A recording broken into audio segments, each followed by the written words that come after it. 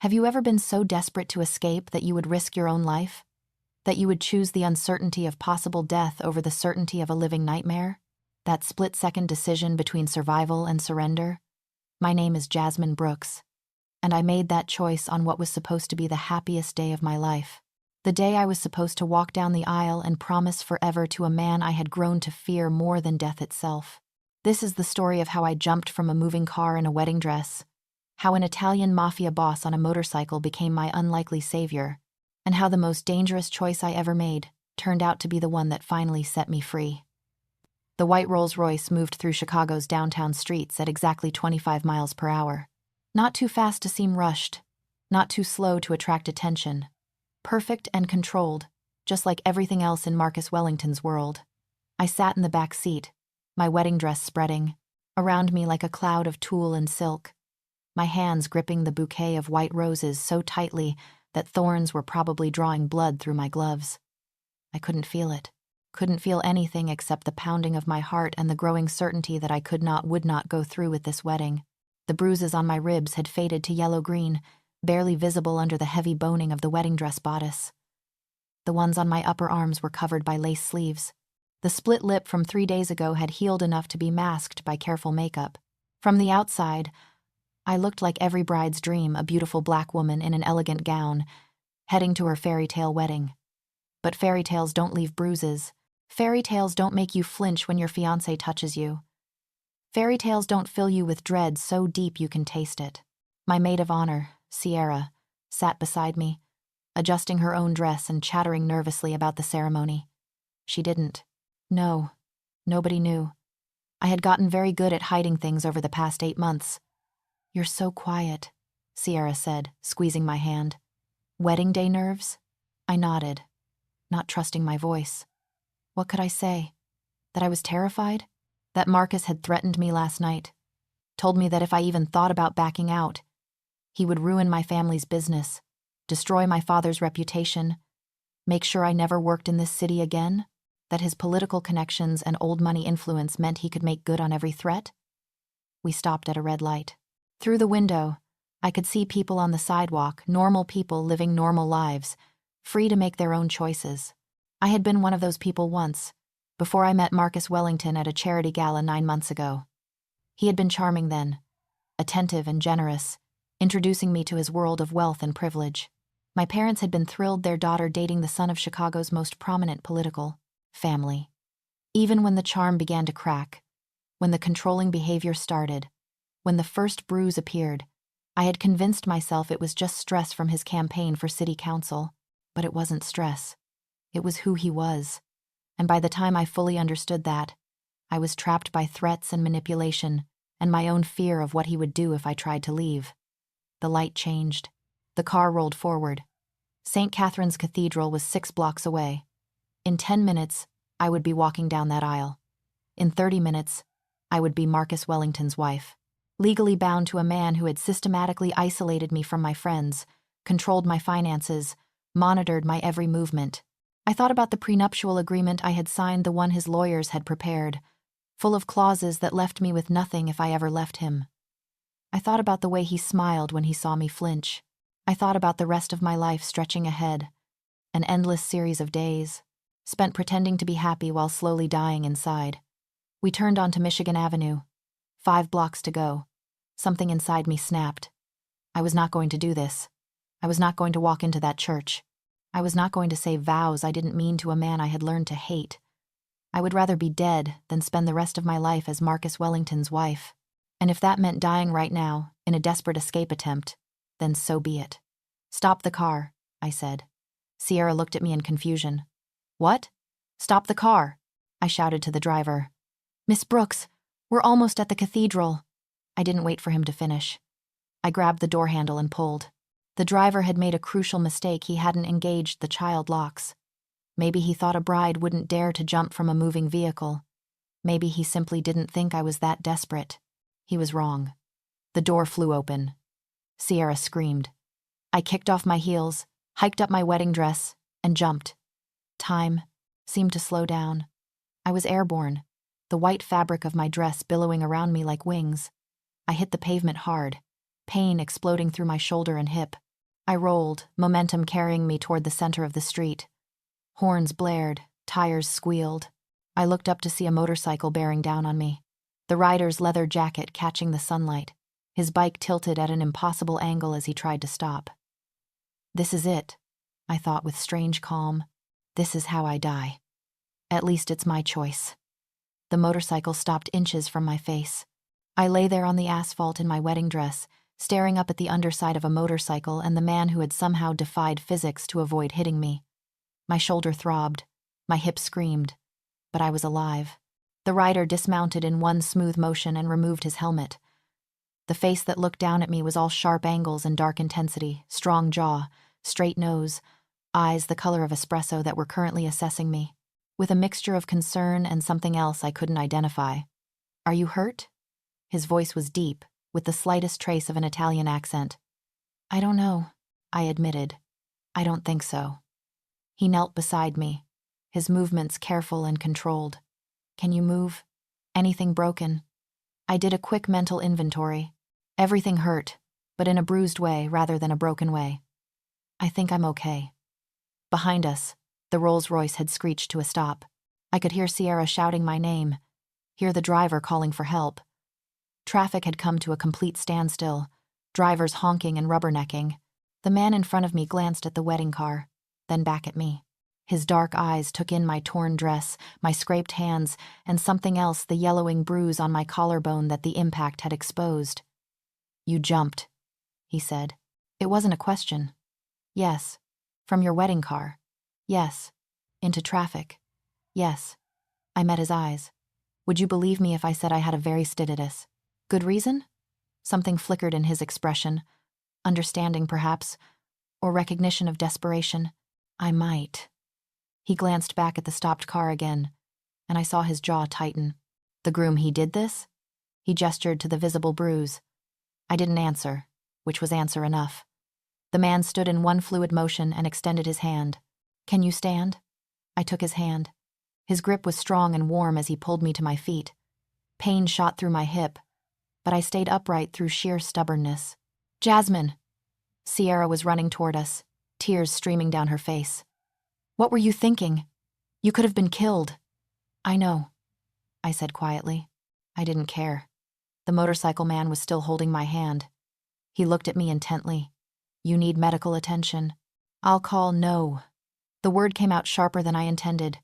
"No hospitals, no police. Please." He studied me for a long moment, and I saw understanding dawn. The groom is connected. It wasn't a question, but I nodded anyway. His father is Congressman Wellington. His uncle is the police commissioner. If I go to a hospital, he'll find me. If I file a report, it will disappear. "Jasmine, what are you talking about?" Sierra had reached us, her face a mask of confusion and concern. "You have to go to the hospital. Look at you." "I'm fine, Sierra." "You're not fine. You just jumped from a moving car." She grabbed my arm, and I couldn't suppress a wince as her fingers hit a bruise. Sierra's eyes widened.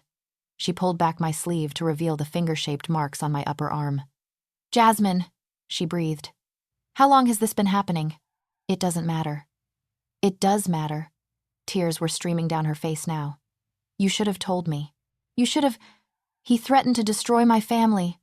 My voice cracked. "He said if I ever told anyone, if I ever tried to leave, he would ruin my father's business. And he can do it, Sierra. His family has that kind of power." The motorcycle man had been listening quietly. Now he spoke. "You need somewhere safe to go. Somewhere he can't find you." "I don't have anywhere. I don't have anything." The reality of what I had just done was starting to sink in. I had escaped, yes, but with nothing but the clothes on my back. No money, no phone, no plan beyond not getting married. I didn't think past the jumping part. That was poorly planned. He agreed, but there was the ghost of a smile at the corners of his mouth. "Lucky for you. I happen to specialize in making people disappear." Sierra's eyes widened. "Who are you?" "Someone who can help." He looked at me. "If you want help, I can take you somewhere safe.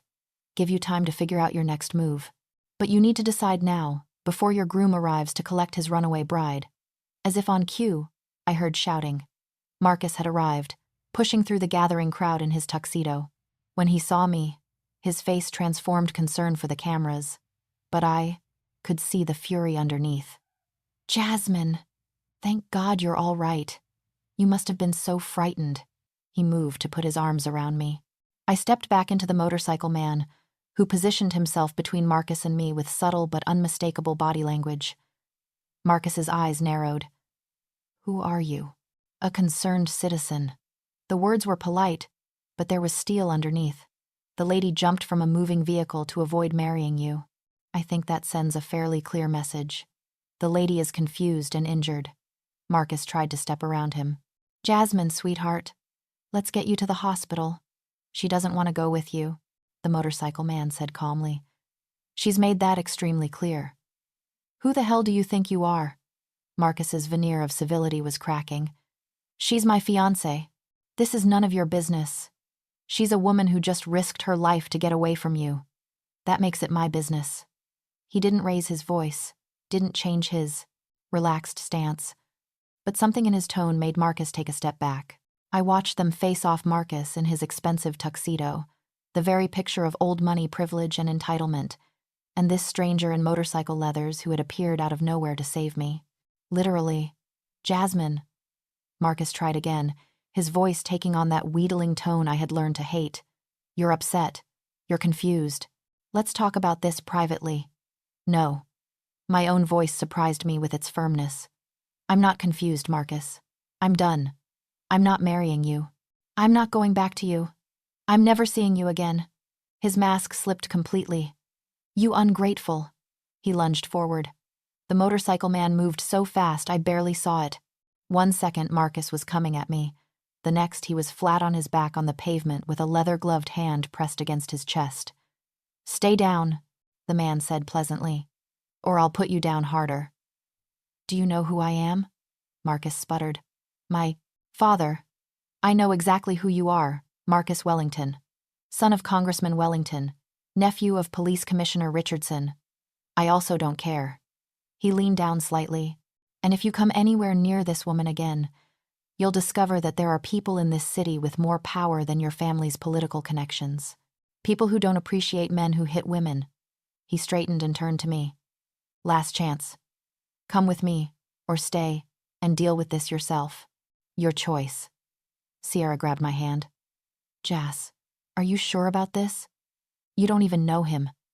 She was right. I didn't know this man. I didn't know where he would take me or what he would want in return for his help. He could be just as dangerous as Marcus.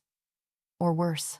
But when I looked at him, I didn't see the calculated cruelty I had learned to recognize in Marcus's eyes. I saw someone who had stopped his motorcycle inches from my head. Someone who had positioned himself between me and danger without being asked. Someone who was offering me a choice instead of demands. "I'm sure," I said. The man nodded and handed me his helmet. "Put this on. It's a legal requirement, and the last thing we need is to get stopped by police." I took the helmet with shaking hands and put it on. He straddled the motorcycle and extended a hand to help me climb on behind him. The wedding dress made it awkward, but I managed, bunching the fabric up around my thighs. "Hold on tight," he said. "And don't let go no matter what." I wrapped my arms around his waist. Through the leather jacket, I could feel the solid warmth of him, the strength that had stopped a motorcycle on a dime. "Jasmine, wait," Sierra called. I looked back at her. "Call my parents. Tell them I'm sorry. Tell them I'm safe." I hoped that was true. "I'll contact you when I can." The engine roared to life.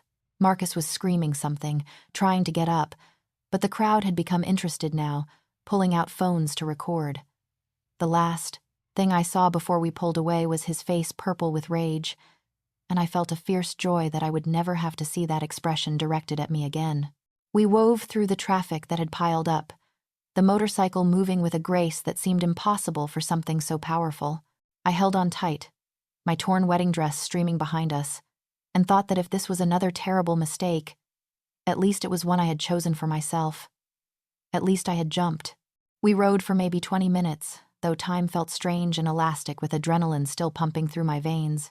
The city blurred past downtown, giving way to the old neighborhood of Little Italy, with its narrow streets and brick buildings that had stood for over a century.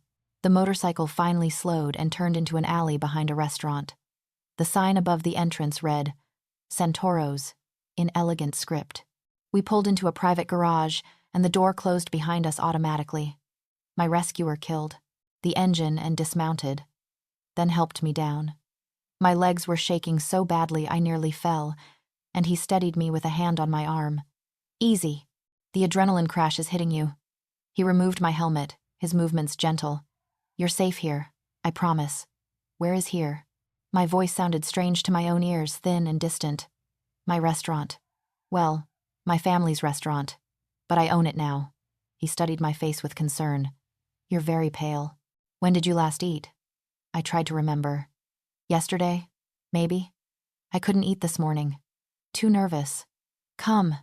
You need food and water and probably medical attention, though I suspect you won't accept the last one. He led me through a service entrance into a professional kitchen that smelled of garlic and herbs and tomato sauce. Two men in chef's whites looked up in surprise at the sight of their boss walking in with a woman in a torn wedding dress. Don Marco, one of them said carefully. Is everything all right? Everything is fine, Carlo. This young lady has had a difficult morning and needs some privacy and care. We're going upstairs. If anyone comes asking questions, police, angry grooms, anyone you haven't seen either of us, clear? Crystal clear, boss. Don Marco. The title registered somewhere in my shocked brain. A title of respect, or more accurately, a title that meant something very specific in Italian families. He saw my reaction and smiled slightly. We'll talk upstairs. Come. We climbed a narrow staircase to the second floor, which opened into a surprisingly spacious apartment. The furniture was masculine but comfortable, and the space had the feeling of being actually lived in rather than just decorated. Through the windows, I could see rooftops and the Chicago skyline in the distance. Sit, he commanded, gesturing to a leather couch. I'll get you some water and something to wear that's less. He gestured at my wedding dress. I sat, suddenly aware of how ridiculous I must look, a bride in a torn gown with scraped palms and a bruised shoulder, sitting in a stranger's apartment above an Italian restaurant. He returned quickly with a glass of water and a bundle of clothes. The bathroom is through there. These will be too large, but they're clean. Take your time. I took the clothes, sweatpants, and a t-shirt and escaped to the bathroom. When I caught sight of myself in the mirror, I barely recognized the woman staring back. My carefully styled hair was a mess, my makeup smeared, dirt and scrapes marking my face and arms. I looked like I had been through a war. Maybe I had been. I stripped off the wedding dress with relief that felt almost physical. The thing had cost $15,000 of Marcus's money, and I was glad to be rid of it. I left it in a heap on the floor and pulled on the borrowed clothes. The pants were indeed too large, but I rolled them up and cinched the drawstring tight. The t-shirt hung almost to my knees. When I emerged, I found him in the kitchen area, moving around with the easy confidence of someone who knew his way around food. The smell of eggs and toast made my stomach growl. Sit, he said again. Eat. He placed a plate in front of me, scrambled eggs, toast with butter, and fresh fruit. Simple food, but it looked like the most appealing meal I had ever seen. I picked up the fork and realized my hands were shaking too badly to hold it properly. He noticed immediately. The adrenaline crash. It happens. He moved his chair closer and took the fork. Let me help. There was something deeply intimate about letting a stranger feed me scrambled eggs in his apartment while wearing his clothes. But I was too exhausted and overwhelmed to refuse. I ate mechanically, letting him guide each bite to my mouth until the plate was empty and my blood sugar started to stabilize. Better? He asked. I nodded. Thank you. For the food. For saving my life. For... My voice cracked. For everything. You don't need to thank me. He stood and retrieved a first aid kit from a cabinet. Now let me look at your injuries. I'm fine. You jumped from a moving car and hit asphalt. You're not fine. His tone brooked no argument. Give me your hands. I extended my scraped palms. He examined them carefully, then began cleaning the road rash with gentle efficiency. His hands were surprisingly soft for someone who rode a motorcycle. What's your name? I asked. I should at least know the name of the man who saved my life. Matteo Santoro. He met my eyes. And I know who you are, Jasmine Brooks. I recognized you from the society pages. Marcus Wellington's bride-to-be. Ex-bride-to-be, I corrected, though I suppose runaway bride is more accurate. Runaway bride has a better ring to it. He moved to my shoulder, gently pulling aside the loose neck of the t-shirt to examine the bruising there. His jaw tightened. How long? About 6 months. It started small, just controlling behavior, jealousy. Then it escalated. And you couldn't leave because of his family's influence. His father is a congressman. His uncle is the police commissioner. His cousin is a district attorney. I laughed bitterly. I tried to file a report once, early on. It disappeared. The officer I spoke to got transferred. Marcus found out, and that night was the first time I couldn't finish the sentence. Mateo's hands stilled. I understand. He resumed his careful cleaning of my scrapes. And your family? He threatened them. Said he would destroy my father's construction business, ruin his reputation. My dad spent 30 years building that company. I couldn't. The tears started then, hot and unstoppable. I couldn't let him hurt them because of me. So you decided to marry a man you feared. His voice was neutral, but I heard something underneath understanding, perhaps, or anger on my behalf. I didn't know what else to do. I felt trapped. I wiped at my tears with the back of my hand. So I jumped. That took courage. That took desperation. There's a difference. He finished with my shoulder and sat back. You have bruises on your ribs too. I can see them through the shirt. Those are old, almost healed. Almost healed means they happened recently enough to still show. Take off the shirt so I can check if anything is broken. I hesitated, suddenly aware that I was alone with a man I didn't know, in his apartment, being asked to remove clothing. All the warning signs my mother had taught me. Mateo saw my hesitation and immediately backed away, hands raised. Or don't. Your choice. I'm not trying to make you uncomfortable. That was what decided me. The fact that he gave me a choice. That he backed away without argument. I pulled off the t-shirt, leaving just the strapless bra from the wedding ensemble. He examined my ribs with clinical detachment, his fingers carefully probing for breaks or fractures. Nothing broken, but these bruises are extensive. He met my eyes. He kicked you. Thursday night. I said I was too tired to go to the rehearsal dinner. He didn't like that. Mateo's expression went very still. I see. He handed me back the t-shirt. You can put this on. I pulled it back on, grateful for the coverage. So what now? I can't stay here forever.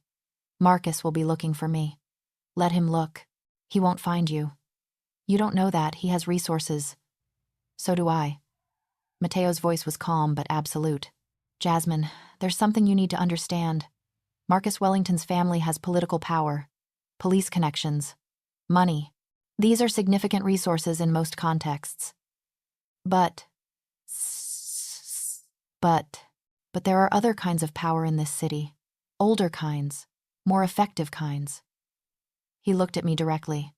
I told you my name is Mateo Santoro. Does that name mean anything to you? I thought about it. Santoro, the restaurant downstairs. The way the chef had called him Don.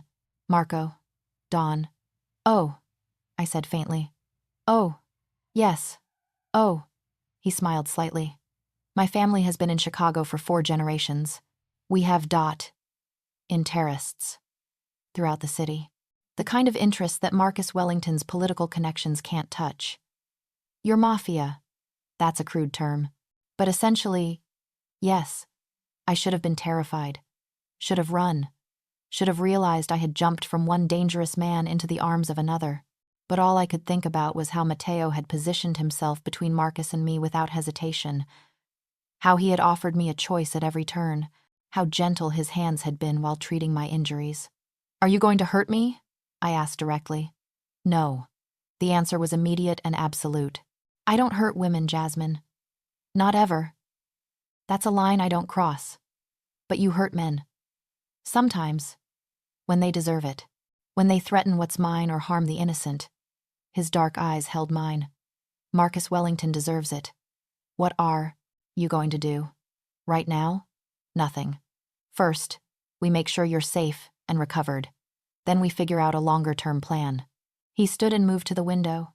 But eventually, Marcus Wellington is going to learn that there are consequences for abusing women, particularly women under my protection. I'm under your protection now. He turned to look at me. You jumped into traffic to escape him, and I was the one who caught you. In my world, that creates an obligation. You're under my protection now, whether you want it or not. And if I don't want it, then I'll help you disappear some other way, get you out of Chicago, set you up somewhere safe with a new identity. Whatever you need. He moved back to sit across from me. But I think you might want to stay. I think you might want to see Marcus Wellington face some consequences for what he did to you. He was right. The thought of disappearing, of running away and letting Marcus continue his life unpunished, made me feel sick. I wanted him to pay. Wanted him to feel even a fraction of the fear he had made me feel. What did you have in mind? I asked. Mateo smiled. It was not a pleasant smile. Let's just say that Congressman Wellington's campaign for governor might encounter some unexpected obstacles, that his business deals might suddenly become very public, that his son's history of violence toward women might find its way into the press. You can do that? I can do that and more, but only if you want me to. This is your choice, Jasmine. I won't do anything without your permission. I thought about Marcus's face as I jumped from the car, the fury, the sense of ownership. The absolute certainty that I was his property and would never dare to leave. Do it, I said. I want him to pay. Then he will. Mateo extended his hand. Welcome to your new life, Jasmine Brooks. I took his hand and felt something shift, a door closing behind me, another opening ahead. I had jumped into traffic to escape one dangerous man. Now I was shaking hands with another. But for the first time in 8 months, I felt like I was making my own choices. Even if those choices were dangerous, at least they were mine. I slept for 14 hours straight. Mateo had given me his bed, a massive thing with soft sheets that smelled like cedar and leather, and taken the couch himself. When I finally woke, it was early evening, and the apartment was filled with the golden light of sunset. I found Mateo in the kitchen, cooking. He looked up when I emerged. Good, you're awake. I was starting to worry. He gestured to the stove where something delicious was simmering. Hungry. Starving. Good. Sit. This is almost ready. He served me pasta with a simple tomato sauce, but it was the best thing I had ever tasted. We ate in comfortable silence for a while before he spoke again. We need to talk about practical matters. You need clothes, personal items, money. Obviously, you can't access. Your bank accounts or credit cards, Marcus will be monitoring those. I know. I have nothing. The reality was sinking in. No ID, no money, nothing. That's not entirely true. You have me. He refilled my water glass.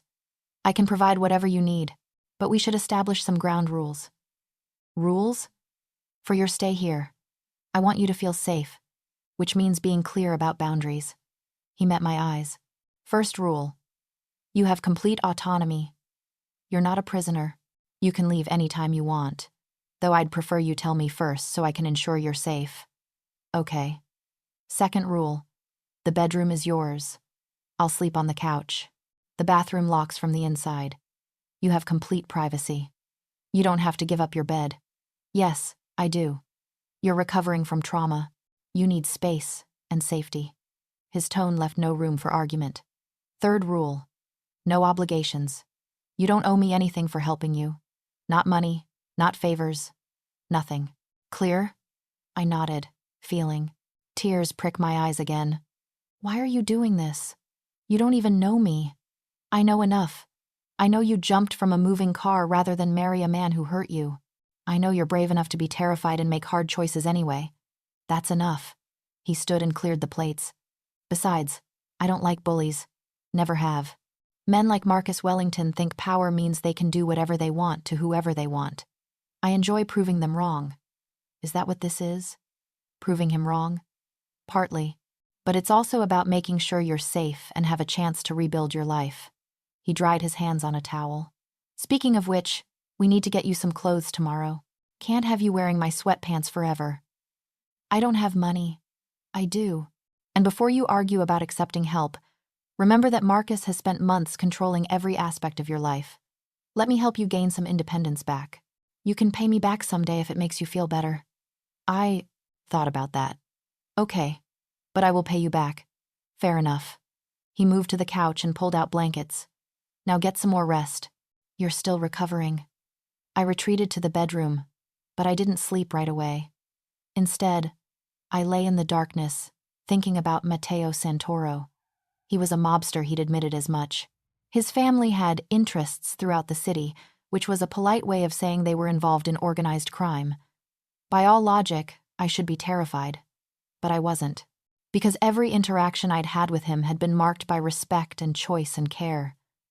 He had given up his bed without complaint, established boundaries to make me feel safe, offered help without expecting anything in return. Marcus had done none of those things, and he was supposedly the respectable one, the politically connected one, the one from a good family. Maybe good families didn't matter as much as good people. The next morning, Matteo took me shopping. We drove in his car, this time a sleek black Mercedes that probably cost more than my parents' house, to a boutique in a part of town where nobody would recognize me. The owner greeted Matteo by name and asked no questions about the woman in oversized sweatpants who needed a complete wardrobe. Money, I was learning, bought discretion. I tried on clothes while Matteo waited, occasionally offering opinions when asked. He had surprisingly good taste, steering me toward things that were comfortable but well-made. Nothing too flashy, nothing that screamed money. You have an eye for this, I said when we'd accumulated several bags worth of clothes. My sister trained me well before she moved to Milan. She claimed I had no sense of style. He held up a deep blue sweater. Try this one. It matches your skin tone. He was right. The sweater looked beautiful. I added it to the pile. Tell me about your sister, I said. Isabella. She's 3 years younger than me. Moved to Italy 5 years ago to study fashion design and never came back. His expression softened. She calls every Sunday to lecture me about settling down and giving her nieces and nephews to spoil. Are you close? Very. She's one of the few people who can tell me I'm being an idiot and have me actually listen. He smiled. You'd like her. She has your same fire.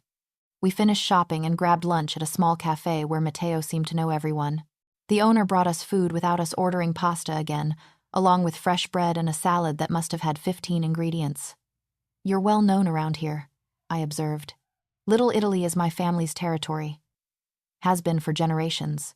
Everyone here knows me, and they know to be discreet about what they see or hear. So I'm safe here. You're safe anywhere I am. But yes, especially here. He broke off a piece of bread. I've been making inquiries about Marcus Wellington. His family is scrambling, trying to figure out what happened. The official story is that you had a mental breakdown brought on by wedding stress. I felt anger flare. Of course that's the story. Make me look crazy so no one believes anything I say.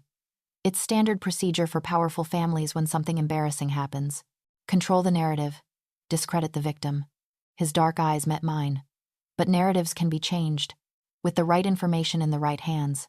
You said you could expose him. How? I have people who specialize in gathering information. Private investigators, journalists who owe me favors, hackers who can access things they shouldn't. He sipped his water. Give me 2 weeks, and I'll have enough documentation of Marcus Wellington's violence to destroy his father's political career and put Marcus himself in prison. Why 2 weeks? Because good cases take time to build. We need medical records, testimony from other women he's hurt, and there will be others. Men like that don't stop at one victim. Financial records showing his family's attempts to cover things up. We need an airtight case that can't be dismissed or buried. I thought about that. Other women. You think there are others? I'd bet my restaurant on it. Men like Marcus follow patterns. You were probably not the first, and you definitely wouldn't have been the last if you'd married him. He leaned forward. But here's what's important. We only move forward with this if you want to. If you'd rather disappear and start fresh somewhere else, I can make that happen instead. No. My voice was firm. I want him to pay. I want everyone to know what he did. Then that's what we'll do. He signaled for the check. But in the meantime, you need to lay low.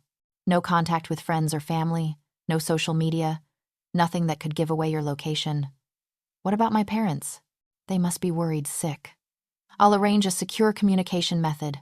but not yet give it a few more days until Marcus stops actively searching. We drove back to the apartment above the restaurant. As we climbed the stairs, I realized I felt more relaxed than I had in months. Maybe it was the new clothes. Maybe it was having a plan. Maybe it was simply being away from Marcus. Or maybe it was Matteo, this complicated man who commanded respect from everyone around him but treated me with nothing but gentleness. That evening, I heard music from downstairs. The restaurant was open, and someone was playing live music.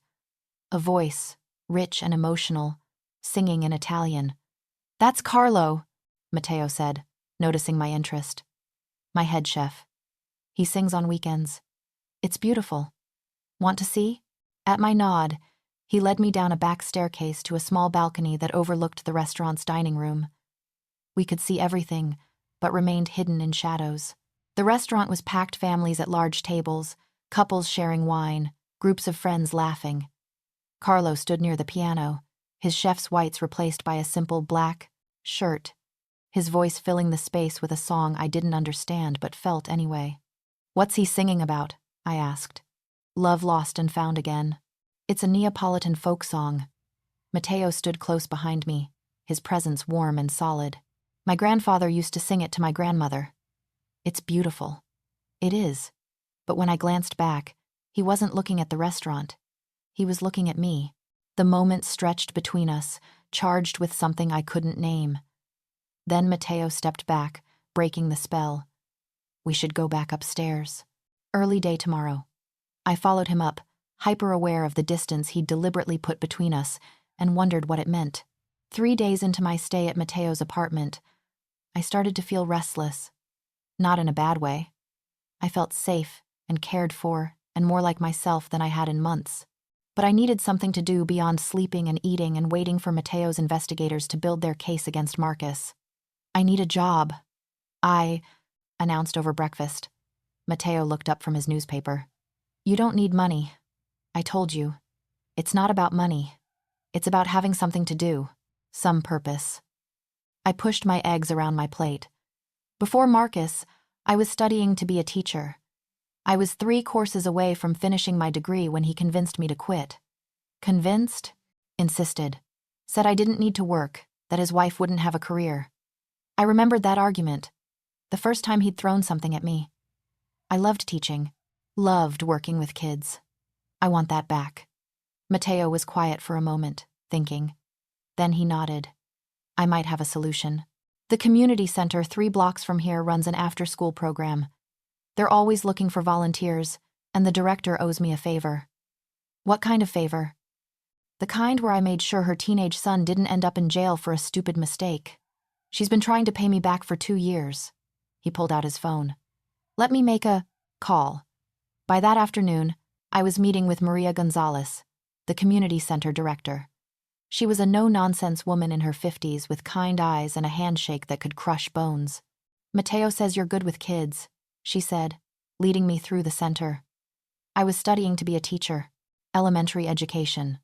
Can you handle 30 kids between the ages of 6 and 12, all hopped up on sugar and freedom, for 2 hours every afternoon?" I smiled. "I can try. Good enough for me. When can you start? Tomorrow? Even better." She handed me a name tag. "Welcome to the team, Jasmine." I started the next day, and it was chaos, beautiful, exhausting chaos. The kids were loud and energetic and absolutely starving for attention.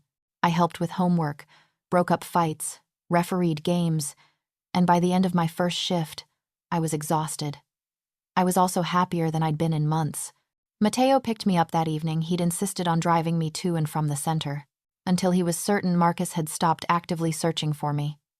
"How was it?" he asked as I collapsed into the car seat. "Exhausting. Amazing. I love it." I couldn't stop smiling. "There's this one kid, Roberto, who's struggling with reading. I worked with him today, and by the end, he was actually excited about books. You should have seen his face." Matteo smiled. A genuine warm smile I hadn't seen before. "You're good at this." I forgot how good it felt. To do something that mattered, that helped people. I looked at him. "Thank you for setting this up." "You don't need to thank me. You're the one doing the work." He pulled into traffic. Besides, it's good for you to have something beyond hiding and waiting. Gives you purpose. He was right. The job, even though it was volunteer work, gave me structure and meaning. The kids didn't care about my past or Marcus Wellington or any of it. They just wanted help with their homework and someone to listen to their stories. Over the next 2 weeks, a routine developed. I'd wake up and have breakfast with Matteo, who was always up before me despite going to bed much later. He'd drive me to the community center, then pick me up in the evening. We'd have dinner together. Sometimes he cooked. Sometimes we ordered from the restaurant downstairs. Sometimes we went out to small places where nobody would recognize me. We talked about everything and nothing. He told me about growing up in a mob family, the weight of expectation and tradition. I told him about my parents, my childhood dreams, the life I'd been building before Marcus destroyed it. My father always wanted me to take over the family business, Matteo said one evening. We were having dinner at a small Thai place in a neighborhood far from both Little Italy and Marcus's territory. But he also made sure I had options, made me get a legitimate business degree, made me learn how to run legal enterprises. Is the restaurant legal? Completely. It's my pride and joy, actually. Everything else is complicated, but the restaurant is mine, clean and legitimate. Do you ever wish you could just walk away from the family business? He was quiet for a long moment. Sometimes, but it's not that simple. When you're born into this life, there's no clean exit. You carry the weight of generations of family history and obligation. He met my eyes. But sometimes I think about what it would be like to be just a restaurant owner.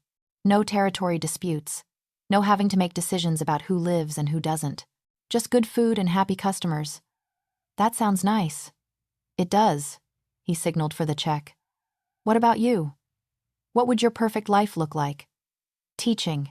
Having my own classroom. My own students. Making a difference in kids' lives. I thought about it. Maybe getting married someday.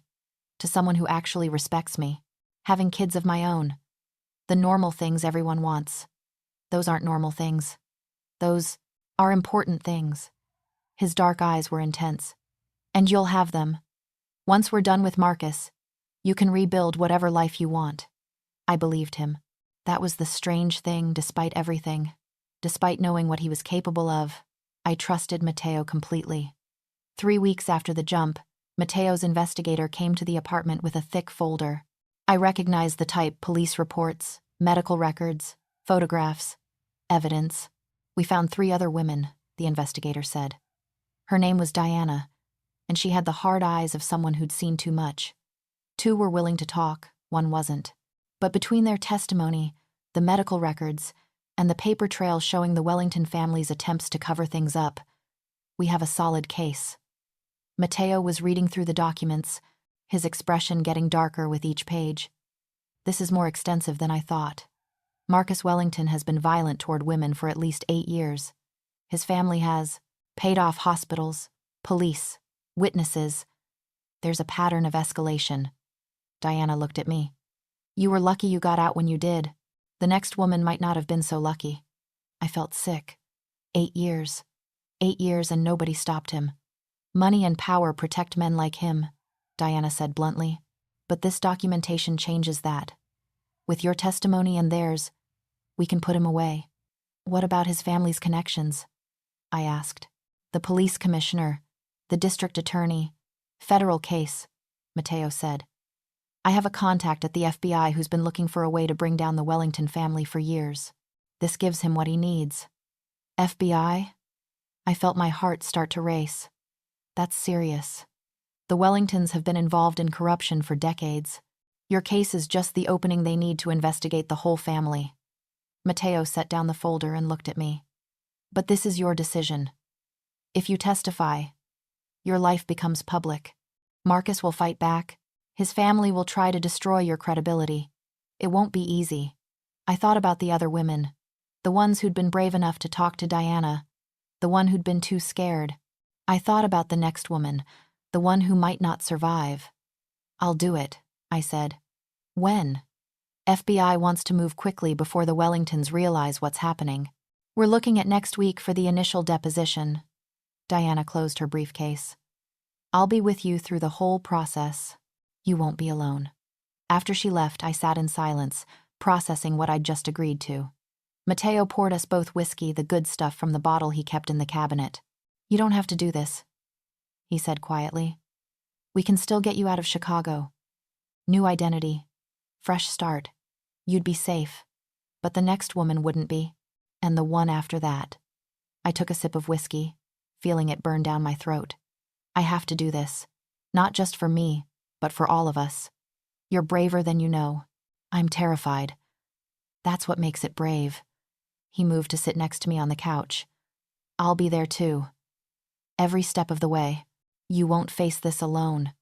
I looked at him, this complicated man who'd saved my life, who'd given me shelter and safety and purpose, who was helping me bring down the man who'd hurt me. "Why are you doing all this? Really?" He was quiet for a long moment. "Because when I saw you lying in the street in that wedding dress, looking up at me with these eyes that were terrified but defiant, something in me just claimed you, like you were mine to protect, mine to help, mine to care for." "I'm not yours," I said softly. "I don't belong to anyone. I know, and I would never try to own you the way Marcus did." He reached out and tucked a braid behind my ear, his touch gentle. "But that doesn't change the fact that I care what happens to you.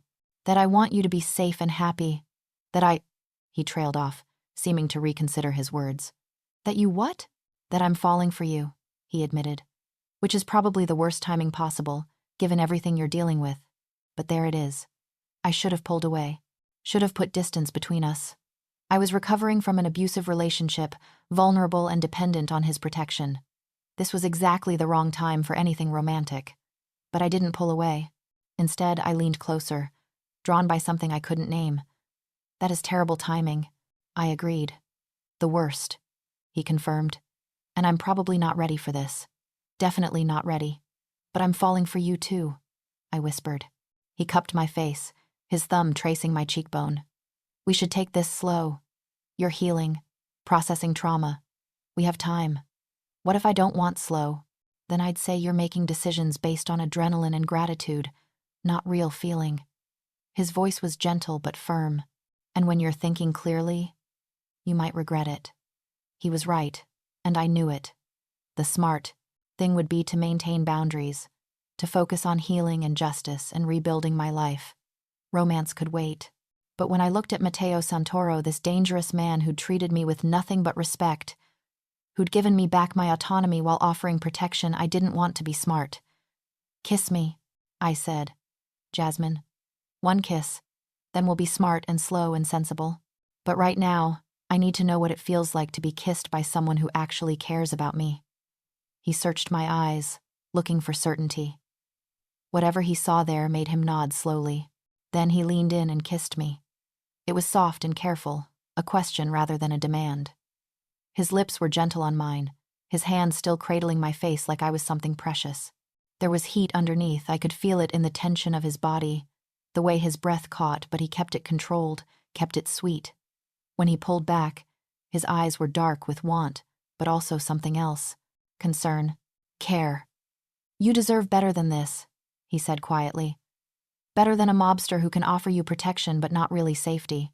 Better than hiding above a restaurant because the man you were supposed to marry wants you dead. Maybe. But right now, this feels pretty good." I rested my head on his shoulder, and his arm came around me, solid and warm. "Thank you. For everything. You don't have to thank me. I do, though, because you gave me back my choices. You gave me back my life. That's worth everything." We sat like that for a long time, wrapped up in each other, and I felt safer than I had in months. Even knowing that the hard part was still ahead, the FBI deposition took place in a secure federal building with enough security to make me feel like a visiting dignitary. Diana was there, as promised, along with 2 federal agents and an assistant U.S. attorney. Matteo waited outside. He'd wanted to be in the room with me, but the agents had explained that his presence might complicate things given his background. So I faced this alone. Except I wasn't alone. I had Diana beside me. I had the evidence she'd collected, and I had the certainty that what I was doing was right. I told them everything. The whole 8 months, from the first controlling behavior to the final jump from the wedding car. I described the bruises, the threats, the systematic isolation. I showed them photographs Diana had taken of my fading injuries. It took 3 hours. By the end, I was exhausted and drained, but also strangely lighter. Like I'd been carrying a weight I hadn't realized was there until I set it down. "Thank you, Miss Brooks," the assistant U.S. attorney said. "Your testimony is incredibly valuable. Combined with the other victims and the evidence of the Wellington family's cover-up attempts, we have grounds for multiple federal charges. What happens now? What happens now? We continue investigating. In about 2 weeks, we'll present to a grand jury. If they indict, and I believe they will, we'll move forward with arrests. Marcus will know I'm testifying. Yes, which is why we're recommending you remain under protection until after the trial." The attorney looked at Diana. "I understand you have a secure location?" "She's safe where she is," Diana confirmed. "After the deposition, I found Matteo pacing in the waiting area. When he saw me, his whole body relaxed." "How did it go?" "It's done. They said they have enough to move forward." "Good." He guided me toward the exit. "Let's get you home." Home. Somewhere over the past 3 weeks, I'd started thinking of the apartment above Santoro's as home. It was a strange feeling being at home in a place that wasn't mine, with a man who was still essentially a stranger, in a life I hadn't planned. But it felt right. We were halfway back when Matteo's phone rang. He glanced at the screen and frowned. "I need to take this," he said, pulling over. "It's about business." I waited. While he spoke in rapid Italian, his tone getting sharper with each sentence. When he hung up, his jaw was tight. "What's wrong?" "Marcus Wellington is making moves. His family is trying to find out who's been investigating them. They've put pressure on some of my business partners, trying to create problems. They know you're involved. They know someone with resources is helping you. They're assuming it's me." He pulled back into traffic. "Which means we need to be more careful. No more trips to the community center without heavy security. No more going out at all unless absolutely necessary. I can't hide forever. Not forever. Just until the arrests happen. Once Marcus is in federal custody, the immediate danger passes." We spent the next week essentially locked down. I couldn't go to the community center, couldn't leave the apartment except to walk on the rooftop terrace. Matteo had his people watching everything, the street, the restaurant, the approaches to the building. It was suffocating. "I feel like a prisoner again," I told him one evening. We were sitting on the terrace, the city lights spread out below us. Different prison, but still trapped. "I know. I'm sorry." He looked frustrated. "If I could make this easier. You're doing everything you can." "I know that." I pulled my knees up to my chest. "I just hate that Marcus still controls my life. Even now. Even with all this distance. He's still forcing me to hide. Not for much longer. The FBI is moving fast. By next week, the grand jury should have indicted. And then we see what happens." He moved closer, his shoulder touching mine. "But whatever happens, you're not alone in this." "I know." I leaned into him. "That's the only thing keeping me sane." Over those confined days, Matteo and I grew closer. Without the distractions of work and outside activities, we spent hours talking. He told me about his childhood, growing up with the knowledge that he'd inherit, his family's business. I told him about my dreams of teaching, the classroom I'd always imagined having. "When this is over," he said one night, "you should finish your degree. Get that teaching certificate." "I'd like that. But I can't go back to my old school. Too many memories of Marcus. Then go somewhere new. Start fresh." He looked at me seriously. "But Jasmine, start fresh doesn't have to mean leaving Chicago. If you want to stay, if you want to be here, there's a place for you." "With me?" My heart stuttered. "What are you saying?" "I'm saying that these past few weeks have been the best I've had in years. I'm saying that I look forward to coming home because you're there. I'm saying that I want you to stay. Not because you need protection, but because I want you here. Matteo, I know it's too soon. I know you need time to heal and rebuild and figure out who you are without Marcus's shadow hanging over you. I'm not asking for an answer now. I'm just telling you that when you're ready, when you've had time to become who you're meant to be, I'll still be here, waiting. It was the most romantic and patient thing anyone had ever said to me. And it made me cry not from sadness but from the overwhelming feeling of being truly seen and valued. "You're going to make me fall completely in love with you," I said through my tears. "That's the plan." He pulled me close, kissing the top of my head. "Take your time getting there." "I'm not going anywhere." The grand jury indicted 2 days later. Federal agents arrested Marcus Wellington at his law office, charging him with assault, battery, witness tampering, and conspiracy to obstruct justice. They also charged Congressman Wellington and Police Commissioner Richardson with abuse of power and corruption. It was all over the news. Every channel showed footage of Marcus in handcuffs, his expensive suit rumpled, his face red with fury. His father's political career imploded overnight. The commissioner resigned before he could be fired. I watched it all from Matteo's apartment, Diana by my side. "They'll make bail," Diana warned. "Men like this always do. But they'll have conditions: no contact with victims, travel restrictions, electronic monitoring. So I'm still not safe. You're safer. And once the trial starts, we'll have even more protection in place." She turned to me. "How are you feeling?" "Like I can finally breathe," I admitted. "For the first time in months, I feel like maybe I won." "You did win. You got out. You survived. And you helped bring down not just your abuser but a whole corrupt system that protected him." Diana squeezed my hand. "You should be proud." I was proud. But I was also aware that the fight wasn't over. Marcus was out on bail. Restricted but not imprisoned. The trial would take months, maybe years. And through all of it, my life would be on hold, waiting for justice. Matteo found me on the terrace that evening, watching the sunset. "You've been quiet all day," he said. "Just processing." I turned to look at him. "It's real now.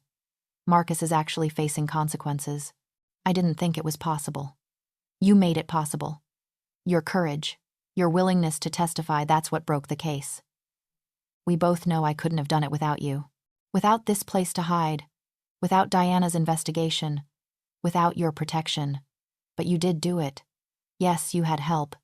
But you're the one who jumped from that car. You're the one who chose to fight instead of disappear." He moved to stand beside me at the railing. "Never diminish your own strength." We stood in silence for a while, watching the city lights begin to glow as darkness fell. "Diana says the trial will take months," I said finally. "Maybe over a year before it's fully resolved." "I know. And you're okay with me staying here that long?" "Jasmine, look at me." He waited until I met his eyes. "I'm okay with you staying here forever if that's what you want. The question is, what you want.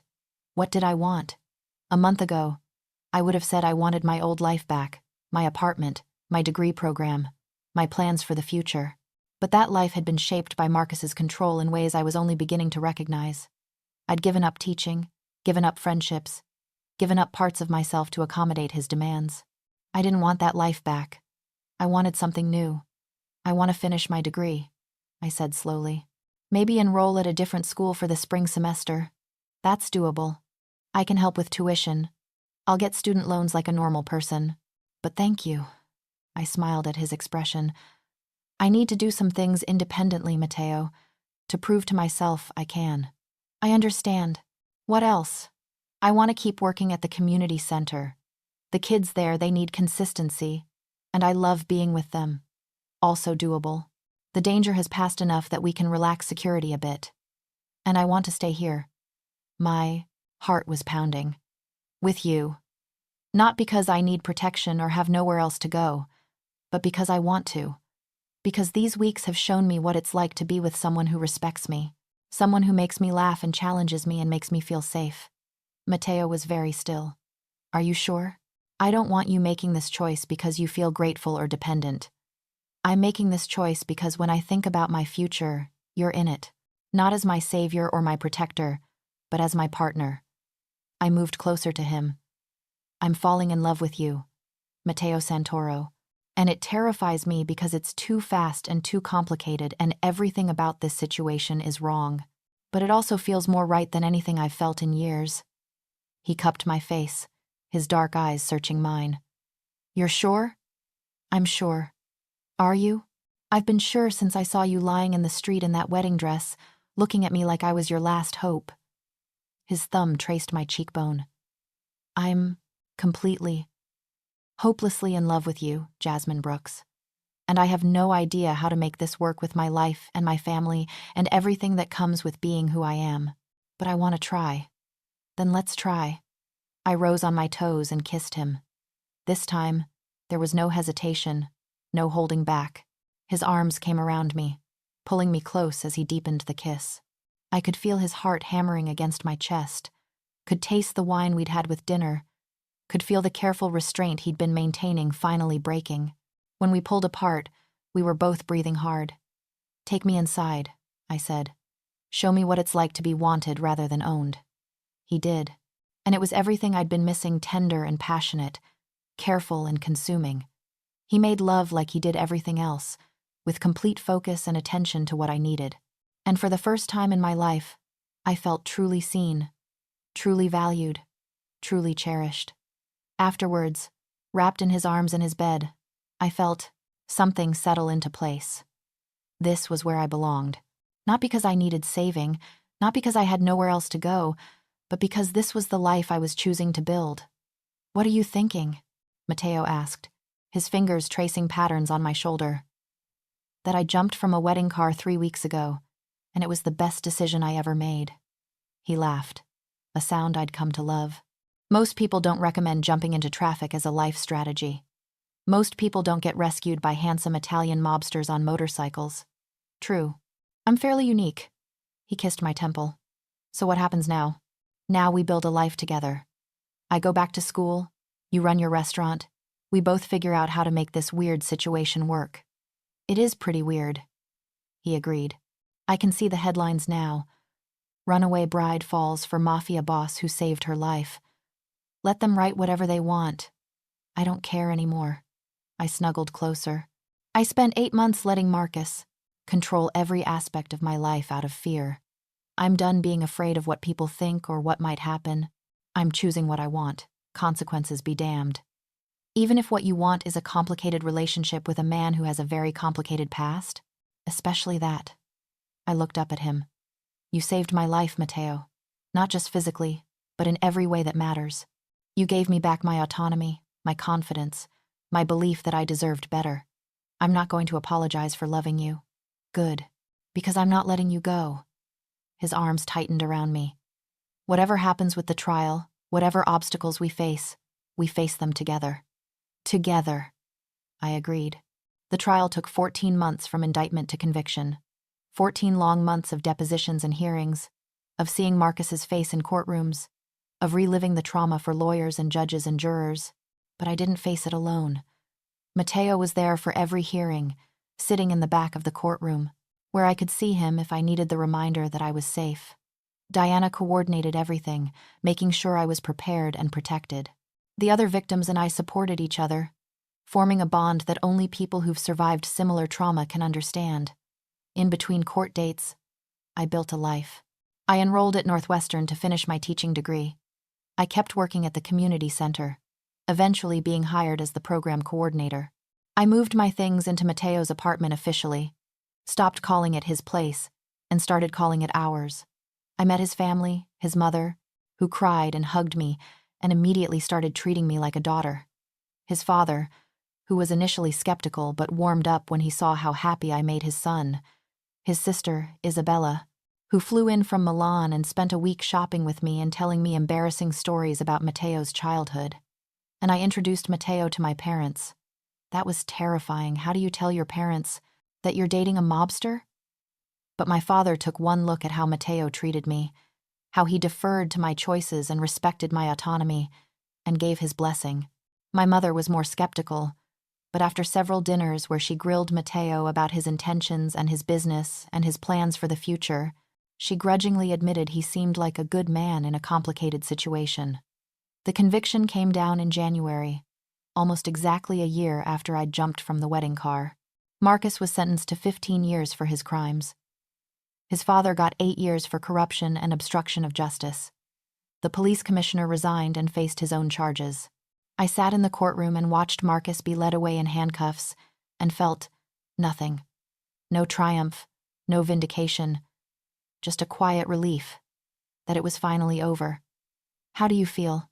Diana asked as we left the courthouse. "Free," I said simply. Mateo was waiting outside with his car. When he saw me, his whole face lit up. "It's done?" he asked. "It's done." He pulled me into his arms right there on the courthouse steps, in front of cameras and reporters and everyone. I didn't care. Let them see. Let them write their stories about the runaway bride and her mobster boyfriend. It didn't matter anymore.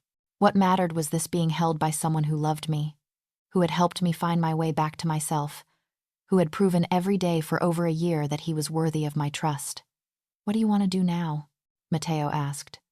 "Celebrate? Disappear for a while? I want to go home," I said. "Just home." We drove back to Little Italy, to the apartment above Santoro's, to the life we'd built together, and it felt like the most natural thing in the world. 6 months after the trial ended, on a warm July evening, Mateo and I were having dinner on the terrace. It had become our ritual ending each day outside, watching the sunset, talking about everything and nothing. "I have something for you," Mateo said, pulling out a small box. My heart stuttered. "Mateo, it's not what you think. Or maybe it is, but with conditions." He opened the box to reveal a simple gold ring with a single diamond. "I'm not proposing. Not yet. You deserve to be proposed to properly, romantically, without any shadow of your past hanging over it." "Then, what is this?" "It's a promise that when you're ready, really ready, with your degree finished and your life fully your own and no lingering trauma from Marcus, I'm going to ask you to marry me properly. And I'm hoping you'll say yes." I looked at the ring, then at him. That's a very specific non-proposal. I wanted to be clear about my intentions. "I love you, Jasmine. I want to spend my life with you, but I want you to choose that when you're completely free to choose, not when you're still rebuilding from what Marcus destroyed." It was thoughtful and patient, and so very Mateo. He'd spent 18 months giving me space and time while still making his feelings clear. Never pushing, never demanding, always respecting my pace. "You're going to spoil me for all other men," I said. "That's the plan." He slipped the ring onto my right hand. "So what do you say? Will you accept this promise?" "On one condition." "Name it." "That when you do propose properly, it's not anything dramatic. No jumping from cars, no motorcycle rescues, no grand gestures, just you and me and a simple question." He laughed. "I think I can manage that. Though I have to say, our origin story is pretty hard to top." True. Not many relationships start with the woman literally jumping into traffic. I prefer to think of it as you jumping toward your future. I just happened to be in the right place at the right time. My motorcycle riding knight in leather armor. Exactly. He pulled me close. "So is that a yes? You'll accept my promise?" I looked at the ring on my finger, then at the man who'd saved my life in more ways than one. The man who'd given me safety and space and love without conditions. The man who'd helped me become the person I was always meant to be. "Yes," I said. "I accept your promise." "And Mateo?" "Yes. When you do ask me properly, the answer will be yes to that too." His smile was brilliant. Good to know. We sat on that terrace as the sun set over Chicago, and I thought about the journey that had brought me here, the desperation that had driven me to jump from a wedding car, the split-second timing that had put Mateo's motorcycle in exactly the right place, the choices I'd made to accept his help, to testify, to stay, to love that had led to this moment. I wouldn't change any of it, not the fear or the pain or the difficult healing, because it had all led me here, to this man, to this life, to this love. Sometimes the worst moments of your life lead to the best ones.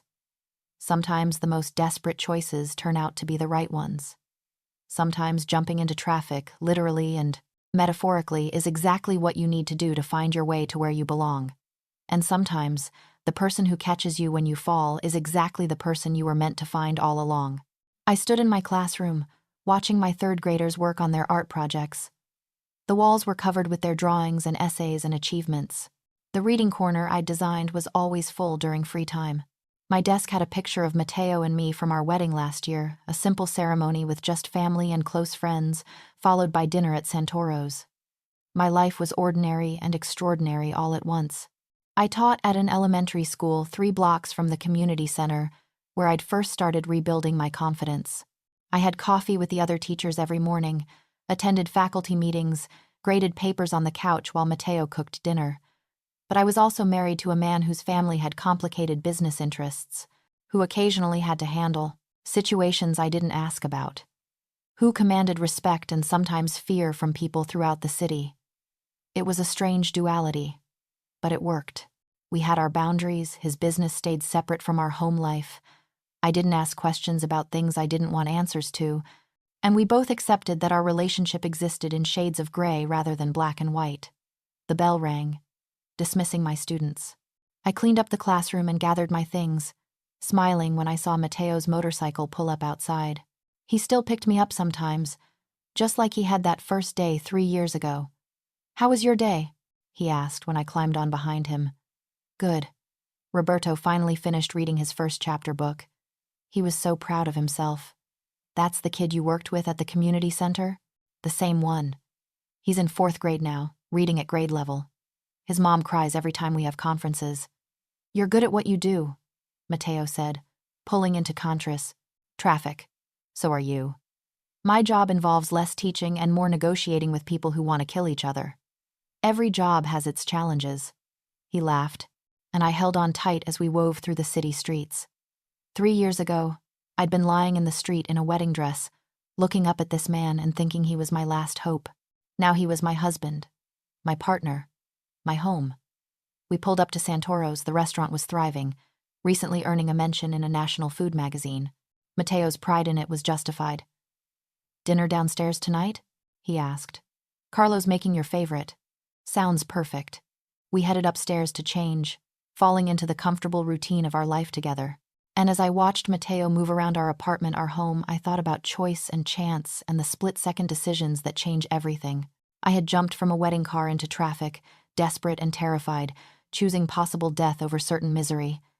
And I had landed exactly where I was meant to be, with a man who'd caught me in every possible way, physically, emotionally, spiritually, who'd given me the time and space to heal, who'd helped me become the person I was always meant to be. It wasn't the fairy tale I'd imagined as a little girl. It was better. It was real. It was mine. And I wouldn't change a single moment of the journey that brought me here. Even the jump.